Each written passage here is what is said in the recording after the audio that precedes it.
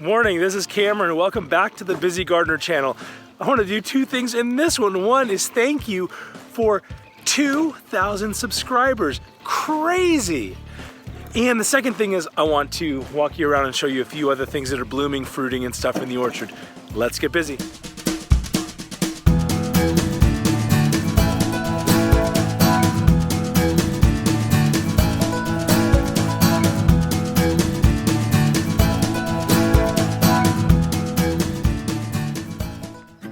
So when I started doing this channel, it was really because this is the kind of stuff that I was looking for on YouTube to try to do my first orchard in the front, and also ideas on how to do this type of orchard in the back and how to take care of it, how to keep it running really well.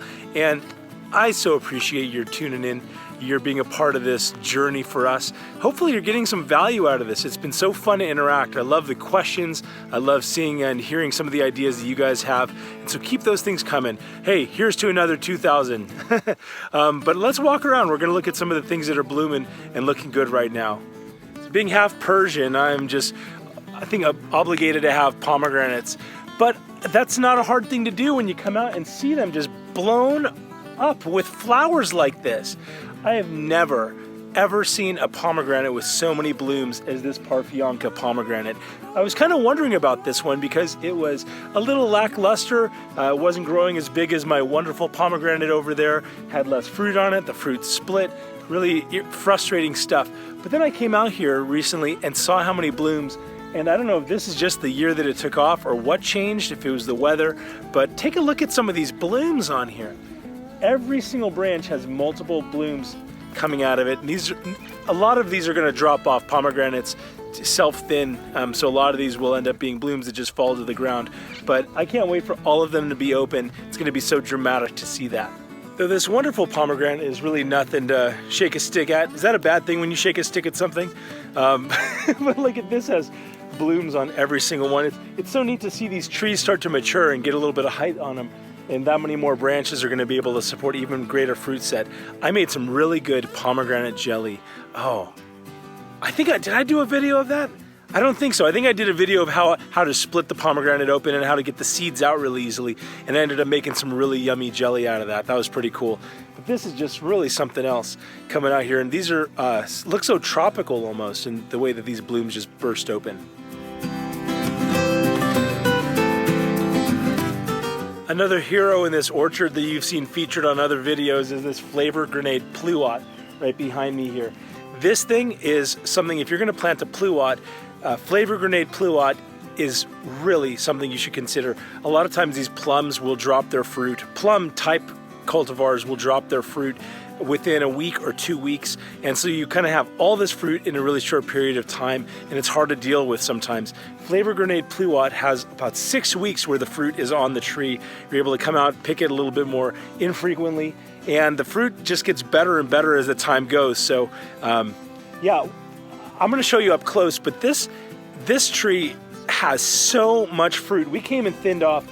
My friend, a couple of buddies and I stood around this tree for 10 minutes, thinned off probably a couple of hundred fruit, and even as I come and look at it, it looks like I didn't even do anything to it. I really am going to need to probably thin even more than I have, but this is one of the best cultivars you could ever plant. I've got a few heroes. I think I ought to make a video of those trees that I'm the happiest with in terms of the fruit, the ease of use, and the different aspects of it. But what a beautiful thing to have in the orchard, really tasty. Well, the berry trellis is loaded up with flowers. Here on this side are boysenberries, and on this side are our triple crown blackberries. Look at these boysenberries and these beautiful blooms that have come out. This is, when you see these flowers and you start knowing that those get associated with fruit, it's so exciting. I love making I don't make a whole lot of stuff out of these fruit. I usually just eat stuff fresh, but boysenberries are one of those special things, especially here in Southern California, kind of the originator of this with Knott's Berry Farm. Walter Knott found this little thing at the end of Rudolph Boysen's property, this kind of dying, scraggly shrub and went and propagated it and turned it into this thing that now everybody knows is boysenberries. And so Walter Knott of Knott's Berry Farm is the one who took that thing from Rudolph Boysen and commercialized it. Kind of a little neat factoid. But this is one of the tastiest things to make a jam or preserves out of. We're just love spreading that. We make some homemade bread. It's so yummy.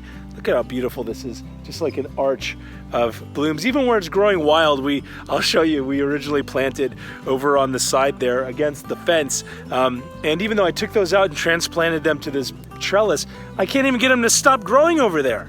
And then I don't want to take them out because they've got a ton of flowers on them, and I know those are turned into fruit. So one of the areas I'm not being entirely principled up here. Another unique plant in our orchard is this jujube, this Lee jujube. Jujube, I made a little video on it. It's really heat and drought tolerant. It's amazing. It grows tons of these little fruit they call sometimes Chinese date. Imagine something that's a little bit appley but sugary sweet when you let it ripen and turn fully brown, but even good to and crunchy and munchy to grab before that.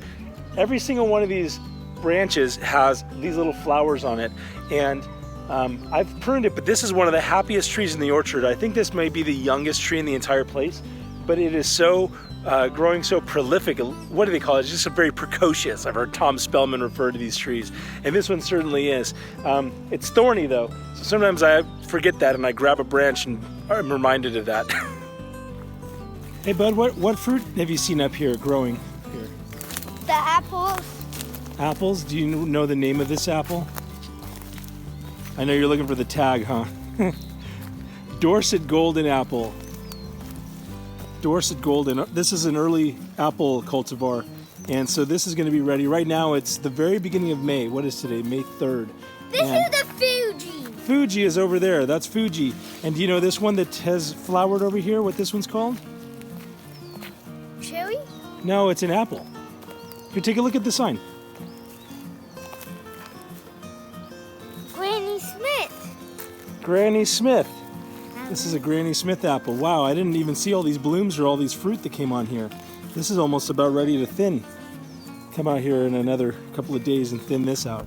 Do you see what I see? Those, if you can't see them, reddening up in there are cherries. Cherries in Southern California. I've got this mini Royal and Royal Lee cherry, and these two are doing okay. I've had to cut back a bunch of stuff. They've been a little bit sunburned the last couple of years. The foliage has, because of the really intense heats that we've had, and so I'm working to put some shade cloth over them, and they seem to be doing better this year, and I love it. I actually have this Lappin's cherry over here also, and the Lappin's cherry has some fruit set on it also, and here's a Royal Rainier cherry, and each one of them, this one just has a handful of fruit. Lappin's has tons of fruit. The Mini Royal and Royal Lee, let's see, I get these two confused because they're so close. Where's my tag on this one? The Mini Royal has less fruit on it. It has a small handful of fruit, maybe 15 fruit on it, whereas the Royal Lee has maybe 40, 50 fruit. This is 4th year in the ground, but hopefully this tree is maturing and is gonna start giving us some good yields.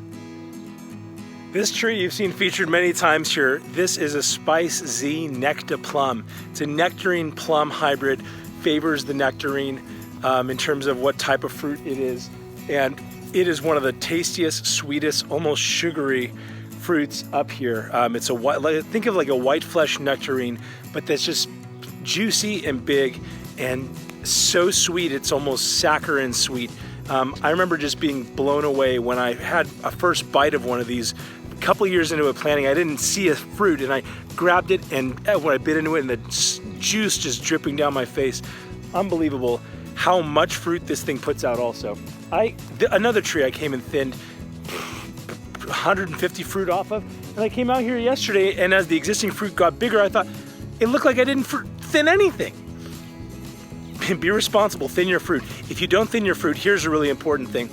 What happens is it uses up so many of the resources of the tree that a couple of things can happen if you leave all of that fruit set. So another good reason to thin is if it uses all the resources, that sometimes can create like an alternate bearing thing, situation where you get a really heavy crop one year and then the tree's got nothing left for the next year, and then the year after that you get a really heavy crop, and so you don't want to get into an alternate bearing thing. You want consistent fruit every year. Another thing is that when the tree is depleted of all of its resources, it makes it a lot more sensitive to disease and other things that it can, can afflict a tree, where a healthy tree would be able to fight back against, but a tree that's stressed or depleted may not have the resources to fight against it. So thin your fruit.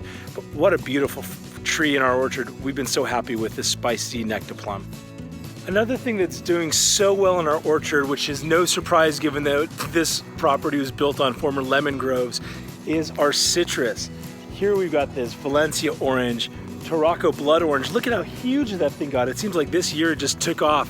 Here I've got my Washington navel orange and my Caracara orange.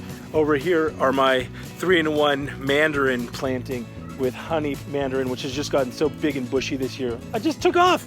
I just noticed it. Just got huge. Satsuma, giant set fruit. That gold nugget, which I think anybody should plant if you're going to plant a mandarin and can only plant one.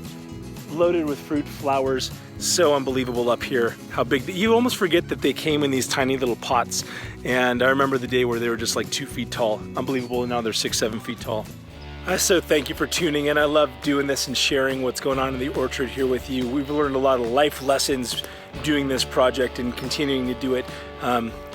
In our fast-paced world, having something where you've got to slow down and you can't rush this stuff. And there's nothing you can do. You can't force these things. I can't get them by the stalk and squeeze them and have fruit pop out. All I can do is help these things along as best I can. And so anyway, this is continuing to be so much fun. Thanks for tuning in. Love for you to subscribe if that's your thing. If not, that's all right too. Whether you've got 1 tree in your orchard or 500, until next time, stay busy.